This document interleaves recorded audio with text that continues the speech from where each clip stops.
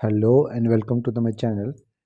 तो आज हम अपने थर्ड मॉक टेस्ट की बात कर रहे हैं जो साइंस बेस्ड लगातार क्वेश्चन चल रहे हैं। तो आज का हमारा फर्स्ट क्वेश्चन है 82 और जिसमें हम बात करेंगे सरफेस टेंशन के कंसेप्ट के ऊपर कि what happen to the surface tension of the water when a detergent is added to it. तो जब हम उसके साथ कुछ भी ऐड करते हैं वाटर के अंदर तो उसकी सरफेस टेंशन जो है वो डिक्रीज़ होगी। तो डिटर्जेंट भी ऐड करोगे तो पानी की जो सरफेस टेंशन है वो क्या हो जाती है, डिक्रीज़। मीन जितना ज़्यादा डिटर्जेंट ऐड करोगे उतना सरफेस टेंशन क्या होती जाएगी, डिक्रीज़ होती जाएगी। द वैल्यू ऑफ ग्रेविटी या कह सकते हो एक्सेलरेशन ड्यू टू ग्रेविटी, ये मैक्सिमम कहाँ पर होती है, the value of g maximum कहाँ पे होती है, एट पोल। ठीक है, तो मिनिमम कहाँ पे होगी, इसका मतलब इक्वेटर पे। कह रहा है which instrument is use to measure altitude of aircraft. Aircraft जो होते हैं उनके आल्टीट्यूड को नापने के लिए आप एल्टीमीटर का इस्तेमाल करते हो।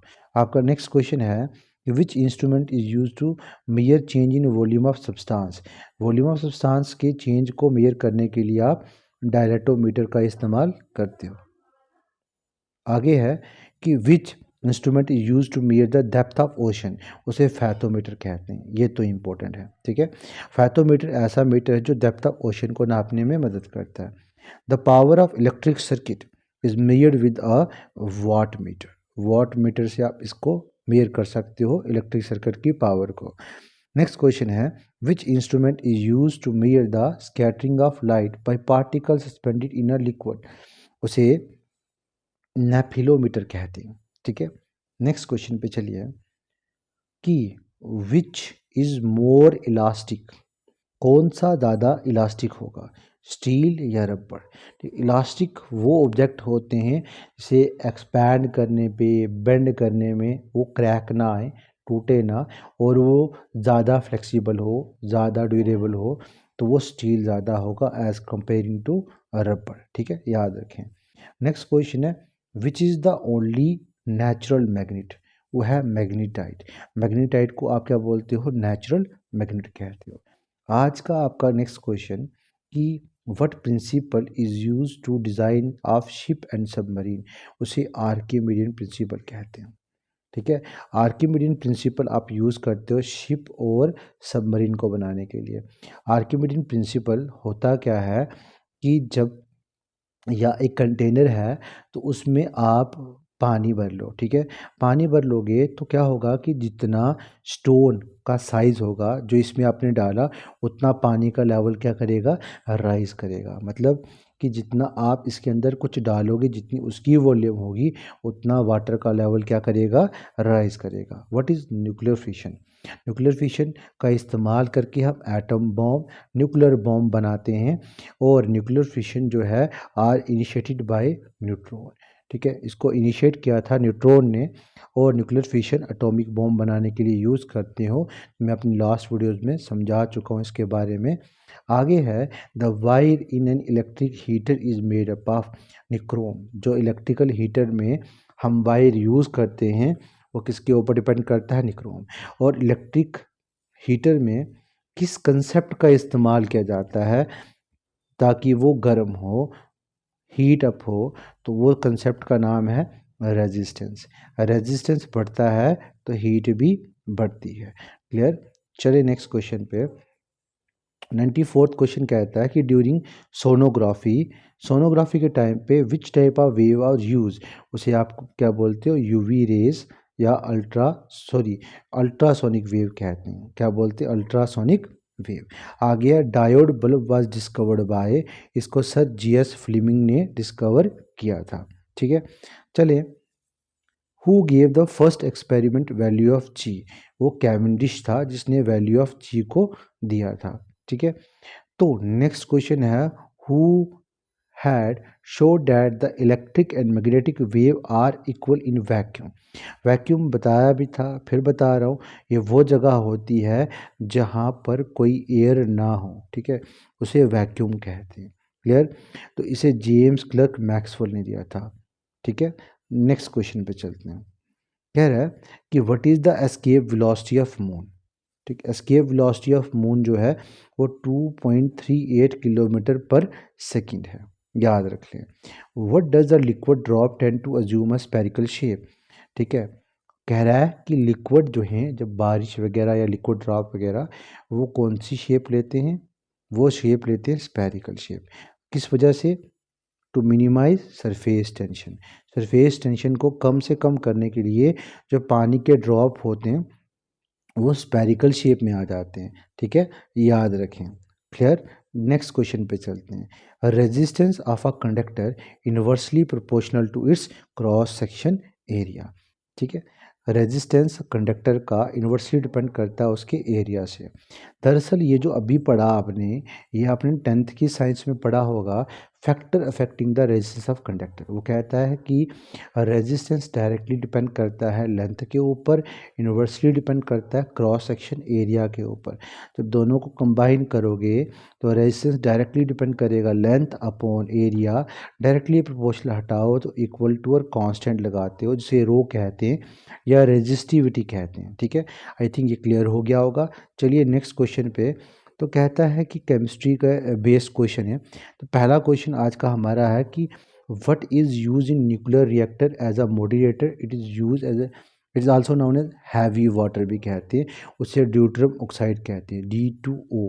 याद रखें, न्यूक्लियर रिएक्टर में मॉडरेटर के तौर पे या उसे हैवी वाटर भी कहते हो, ठीक है, वो यूज़ किया जाता है, उसे ड्यूटरम ऑक्साइड कहते हो। Which metal is in liquid state at room temperature. Gallium. Gallium liquid state में होता है, ठीक है, कहाँ पे? रूम टेम्परेचर में। एक और मरकुरी। कौन सा? मरकुरी एक ऐसा मेटल है जो क्या रहता है? लिक्विड रहता है, ठीक है, किसी भी जगह में। आगे है dash element are non metal. Electronegative element जो होते हैं सारे के सारे नॉन मेटल हैं। What is known as artificial silk. Silk किससे निकलता है? कोकून से। सिल्क किससे निकलता है? कोकून से, जो मलबरी ट्री के पत्तों को खाकर अपने ग्लैंड्स को बनाते हैं या बड़ा करते हैं। ठीक है, बड़े होते हैं कैटरपिलर्स वगैरह, और देन उनके जो ग्लैंड्स है, जैसे हमारी में सलिवा निकलता है तो उनके ग्लैंड में से सिल्क निकलता है। ठीक है, तो इसकी स्टडी करने को सेरिकल्चर कहते हो। ठीक है, तो आर्टिफिशियल सिल्क का दूसरा नाम क्या है? रेयान। ठीक है, आर्टिफिशियल सिल्क भी कह सकते हो और रेयान भी कह सकते हो। आगे है कि nitrous oxide N2O, nitrous oxide N2O is also known as laughing gas. सुना होगा, जब भी नाइट्रस ऑक्साइड जो है वो रिलीज हो जाए अचानक से किसी जगह पे, तो इंसान को खुद ब खुद हंसी निकलना शुरू हो जाएगी। Which compound is use to prepare waterproof cloth.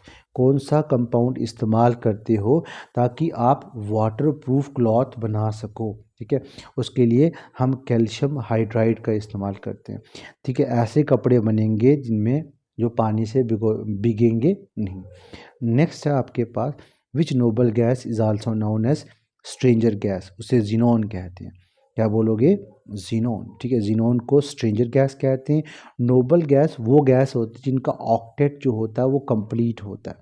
Octet क्या होगा? पूरा का पूरा कंप्लीट होगा, मीन कि उनके आउटर मोस्ट ऑर्बिट में इलेक्ट्रॉन जितने चाहिए थे वो पूरे होंगे। ठीक है, वो फुल होगा, मीन भरा होगा, एक ऐसा एलिमेंट जिसको किसी की कमी ना हो। उन्हें नोबल गैस भी कहते हैं और इनको इनर्ट गैस भी कहते हैं। क्या बोलते हैं? Inert gas. इनको एक अलग कॉलम में रखा जाता है, ग्रुप में रखा जाता है, कॉलम में रखा जाता है, जिसको 18th ग्रुप कहते हैं। क्लियर। चलिए नेक्स्ट पे। Which acid is also known as oil of petrol. Sulphuric acid, इसे किंग ऑफ एसिड भी कहते हैं। क्या बोलते हैं? किंग ऑफ एसिड भी कहते हैं। और इसका फॉर्मूला है H2SO4, पूरा नाम है हाइड्रोसल्फ्यूरिक एसिड। ठीक है, जो इंसान को तो नहीं जला सकता मगर उसके कपड़े वगैरह जला सकता है। For making of parachute, parachute बनाने के लिए कौन से पॉलीमेरिक सब्सटेंस का यूज़ करते हैं? उसे विस्कॉस कहते हैं। ठीक है, चलिए नेक्स्ट क्वेश्चन पे। Acid rain is cast when the air is polluted by dash gas. Nitrous oxide और सल्फर डाइऑक्साइड, ये जब रिलीज होते हैं हवा में जाते हैं, हवा में पानी के साथ मिक्स होके कहाँ गिरेंगे? नीचे ज़मीन पे। तो कौन सी रेन काज होती है? एसिड रेन काज होती है। इंपॉर्टेंट क्वेश्चन है, याद रखें, नोट कर लें। आगे, all noble gases are dash and dash. सारी की सारी नोबल गैस जो होती हैं वो कलरलेस होती हैं, ऑडरलेस, ना उनका कोई कलर होता है ना उनकी कोई स्मेल होती है। अच्छा, नेक्स्ट क्वेश्चन है कि डैश ही used as a water purifier, पानी को प्योरीफाई करने के लिए एलम का इस्तेमाल करते हो, पानी को प्योरीफाई करने के लिए एलम का इस्तेमाल करते हैं। और कुछ जगहों पे क्लोरीन का इस्तेमाल होता है। किसका इस्तेमाल होता है? क्लोरीन। जो पीएचई वाले होते हैं वो क्लोरीन का इस्तेमाल करते हैं, क्लोरीन का इस्तेमाल करते हैं, या फिर ब्लीचिंग पाउडर का। किसका इस्तेमाल करते हैं? Bleaching powder. ठीक है, ये ब्लीचिंग पाउडर जो है ये दोनों का इस्तेमाल करते हैं टू डिसइंफेक्ट। इसके लिए डिसइंफेक्ट करने के लिए किसको डिसइंफेक्ट करते हैं? वाटर को। कैसे करेंगे? जर्म को मारकर, ठीक है, टू किल अ जर्म। ठीक है, और एक और बात, इस ब्लीचिंग पाउडर का लोकल लोग इस्तेमाल करते हैं मछलियों को पकड़ने के लिए। पानी को रोक कर लगा लेते हैं पाउडर वगैरह और उससे मछलियाँ वगैरह मर जाती हैं, तो इसका इस्तेमाल करते हैं। आगे है aluminium is extracted from which ore. Aluminium की ओर का नाम है बॉक्साइट, याद रखेंगे। The dash process is use to synthesize ammonium, ammonium को बनाने के प्रोसेस का नाम है हैबर प्रोसेस। नेक्स्ट क्वेश्चन है which compound are acid commonly known as aspirin. Aspirin कहते हैं एसिटल सैलिसाइक्लिक एसिड। ठीक है, याद रखें इसको भी, इसको एस्पिरिन कहते हैं। नेक्स्ट क्वेश्चन आज का, dash gas use to fill balloon, balloon को भरने के लिए जिस गैस का इस्तेमाल करते हैं वो है हीलियम। ठीक है, dash is also known as baryta water, baryta water कहते हैं बेरियम हाइड्रोक्साइड को। ठीक है, नेक्स्ट क्वेश्चन है best source of vitamin D is sunlight और फिश का लीवर। ठीक है, ये दो हैं हमें सबसे अच्छी और सबसे ज़्यादा विटामिन डी देने में काम करते हैं। Which gas is the chief component of biogas, biogas में मीथेन पाई जाती है। अब क्वेश्चन ये था कितनी पाई जाती है? 75% जो है बायोगैस में मीथेन होती है, जो उसे बर्न करने में मदद करती है।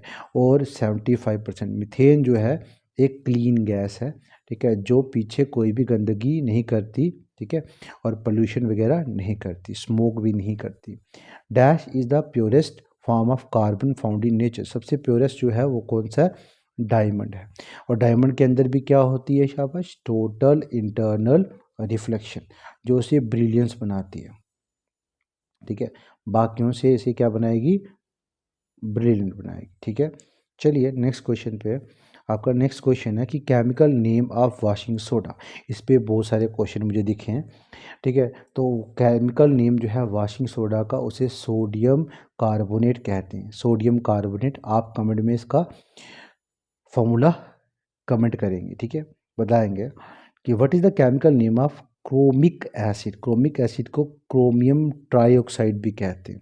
चलिए नेक्स्ट क्वेश्चन पे 23 क्वेश्चन जो है कह रहा है which chemical name of, sorry, chemical name of picric acid. Picric acid को ट्राई नाइट्रोफिनोल कहते हैं। नेक्स्ट क्वेश्चन है in photography which chemical use as a fixer, fixer के तौर पे कौन से केमिकल का नाम को इस्तेमाल करते हो? वह सोडियम थायोसल्फेट। नेक्स्ट क्वेश्चन है what are the use to control the chain reaction in nuclear reactor. Chain reaction को रोकने के लिए कैडमियम रॉड का इस्तेमाल किया जाता है। इन sunlight chloroform is convert into dash a poisonous gas, उसे फोर्स जीन में कन्वर्ट किया जाता है और एक पॉइजनस गैस होती है। नेक्स्ट, विटामिन कंटेन कोबाल्ट, ऐसा विटामिन जिसमें क्या पाया जाए? कोबाल्ट, वो विटामिन B12 है, याद रखेंगे। नेक्स्ट है dash is one of the most common preservative use in the food preservation industries. Benzoic acid का इस्तेमाल करके आप इसको क्या करते हो? प्रिजर्व करके रखते हो फूड को। और सिलिका का इस्तेमाल भी किया जाता है अचार को प्रिजर्व करने के लिए। नेक्स्ट क्वेश्चन है which compound are responsible for permanent hardness of water. Water को परमानेंट हार्ड बनाने के लिए सल्फेट और chloride of calcium and magnesium का इस्तेमाल किया जाता है।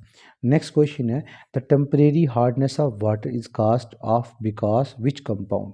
ठीक है, टेम्परेरी हार्डनेस किस कंपाउंड की वजह से होती है? वो है by carbonate of calcium and magnesium. ठीक है, इसको भी याद रखें। आज का आपका नेक्स्ट क्वेश्चन है कि copper is extracted from which ore, copper किस ओर से, कॉपर पायराइट ओर से इसको एक्सट्रैक्ट किया जाता है। नेक्स्ट क्वेश्चन पे चलिए कि when there is dash dead organism are transformed into a petroleum and natural, जब हवा नहीं होती, absence ऑफ एयर रहेगी, तो डेड ऑर्गेनिज्म सारे के सारे क्या बन जाएंगे, सड़ गल के पेट्रोलियम, और पेट्रोलियम के साथ में नेचुरल गैस भी आपको मिलेगी। आ गया ड्यूट्रियम। ड्यूट्रियम एक आइसोटोप है, किसका आइसोटोप है, हाइड्रोजन का। तो बाकी के दो और हैं, उनके नाम आप कमेंट में बताओगे। टोटल कितने आइसोटोप हैं, 3 आइसोटोप। होते क्या, आइसोटोप वो होते हैं जिनका एटॉमिक नंबर सेम हो और डिफरेंट मास नंबर हो, ठीक है। नेक्स्ट क्वेश्चन पे चलिए। The weight of iron is dash when it is undergoing the process of rusting, ठीक है। कह रहा है रस्टिंग जब होती है तो वेट जो होता है आयरन का वो बढ़ जाता है, मतलब पहले से उसका वेट ज़्यादा हो जाएगा। नेक्स्ट क्वेश्चन पे चलिए। Efficiency of the catalyst depend on, efficiency किसके ऊपर डिपेंड करती है, उसकी मॉलिक्यूलर स्टेट। कैटलिस्ट वो होते हैं जो रेट ऑफ रिएक्शन को बढ़ा दें, रेट ऑफ रिएक्शन को बढ़ा दें, ठीक है, याद रखिए उन्हें कैटलिस्ट कहते हैं। अच्छा, egg shell is made up of, egg का जो शेल है, जैसे हैन का एग है या किसी बर्ड का एग है, उसका शेल बना किससे होता है, कैल्शियम कार्बोनेट। किससे बना होता है, कैल्शियम कार्बोनेट।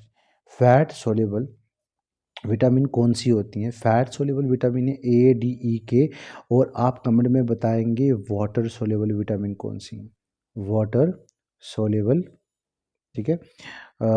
विटामिन कौन कौन सी हैं कमेंट में बताएंगे। 2 तरह की विटामिन ही होती हैं, एक फैट सोल्यूबल, दूसरा वाटर सोल्यूबल, ठीक है। तो फैट सोल्यूबल विटामिन जो हमारे पास है वो ए डी ई के हैं। और नेक्स्ट क्वेश्चन आज का आपका कि which was the first organic compound synthesized in a lab and it was done by whom, ठीक है। पहला बना हुआ कंपाउंड, ऑर्गेनिक कंपाउंड, वो यूरिया था, फ्रेडरिक होलर ने इसको बनाया था।